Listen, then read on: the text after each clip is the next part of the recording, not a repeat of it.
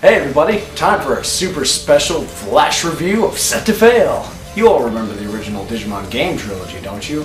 Of course you do! They were a major cornerstone in the original PlayStation 1's game library. How do they hold up now? Let's take a look and find out. Digimon World was released in 2000 and was basically a 3D adaptation of those early Digivice pocket pet things we all had as kids. There's almost no story, and it features such abstract and counterintuitive gameplay that you'll develop a Silence of the Lambs complex and feel the need to wear other people's skin to hide your frustrated and darkened soul from society. Seriously though, it's almost sickening how much mundane shit is in this game. Now, moving on to Digimon 2 World 2 The Second Coming.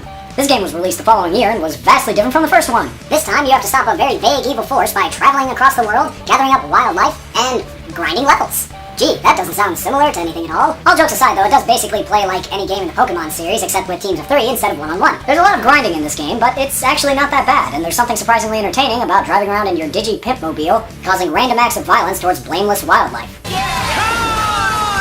And then finally there's Digimon World 3, showing the world that the third installment in a franchise doesn't always have to be total shit. This game was released in 2002 and is basically an amalgam of the first two games. The story is a little complicated, and it's basically the product of if you ever smashed together the plots of Final Fantasy VII and one of those crappy Mega Man cartoons. And it must have been made by some big disco fans, since the big baddie of this game is Megadeth, who closed down all your disco dance clubs and mirror ball factories.